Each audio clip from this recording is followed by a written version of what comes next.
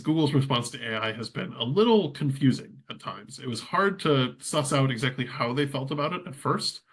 In fact, when ChatGPT launched in November of 2022, it was a solid 4 months.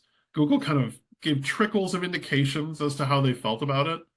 But it wasn't until February that we actually got updated search guidelines where they felt confident enough to say that Google, quote, rewards high quality content however it's produced. And this has been their line ever since. The line has been consistently, we don't care if it comes from AI, we just don't want it to be spammy and low quality content. And in fact, we'll get into their most recent update, which kind of reflects this. And yet at the same time, we were hearing some of these sentiments on social media, on Twitter, on Facebook, about how seniors, like various search analysts and people within the search engine team didn't like AI. And it kind of set the signal both to the public and maybe to marketers at large that maybe something was coming, that Google wasn't going to embrace AI fully. This is a tweet, as an example, from March 2023, where somebody asked if they could use ChatGPT for their content for search. It's giving 80% unique content.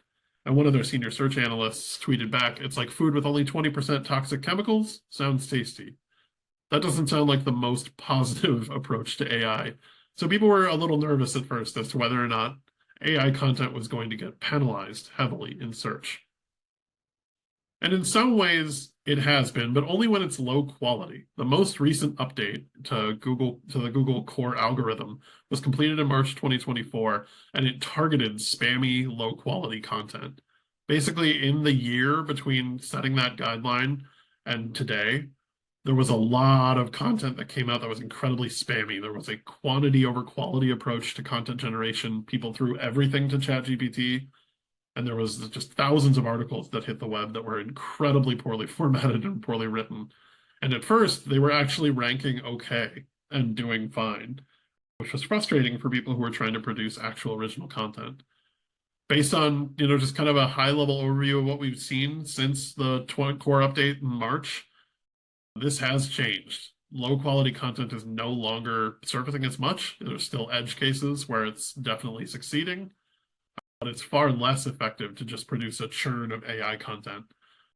That doesn't mean that AI is as a whole penalized, because that their line is still, we reward high quality content however it's produced.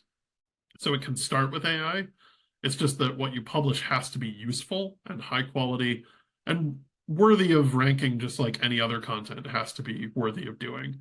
So the same cues come into play. Authority and relevance are the biggest things that can help something rank on Google. Doesn't matter if it starts as AI. It can still work in search engines. And finally, can I ask AI to actually do my SEO optimization for me? I'm not willing to say absolutely not, but I think it's just very rough as a starting point. It will use keywords if you're asked. If you ask it to, optimize for certain keywords, but not always in the places where they actually need to be. They don't always appear in section headers and things like that. They don't always adhere to SEO best practices in ways that can help you, seed the best chance that your content will succeed. Its SEO knowledge, as mentioned, comes from online sources, so it's kind of incomplete, and it doesn't really know what it's doing if you were to ask it to optimize a piece for keywords. So again, it will throw keywords in there, but what you get is usually something that doesn't really feel readable. It's kind of spamming the keyword or using it in odd places as opposed to just using it the way humans would want to read it. It also doesn't scan the sites that it references for quality. So it often pulls information, and this is even a disclaimer that they have below the entry field for ChatGPT, that when you scan a site with ChatGPT, it makes frequent mistakes and pulls false information. It doesn't always pull the right context. And so you really have to be careful about the sources that you're pulling from. One of the big components of SEO is linking to other authoritative sites to prove that your content is coming from good sources. And if you are instead drawing your information from poor sources and then linking to the pages that ChatGPT pulls from, you're going to have a bad time from an SEO perspective, because it's going to demonstrate that you're, citing Wikipedia as your most common source, which ChatGPT frequently does. So you just got to be careful about the relevance and correctness of its information when you engage with it. And the final component is keyword research, and search data is not something that ChatGPT does. There are other tools that incorporate ChatGPT into that process, but they're often paid and kind of expensive. So people have already capitalized on this function to make it part of a, search engine package, basically. But base ChatGPT does not have any access to keyword data, so it can't tell you what to target. It can't tell you which keywords would be a good idea to focus on. It can't help you create a keyword or an SEO strategy.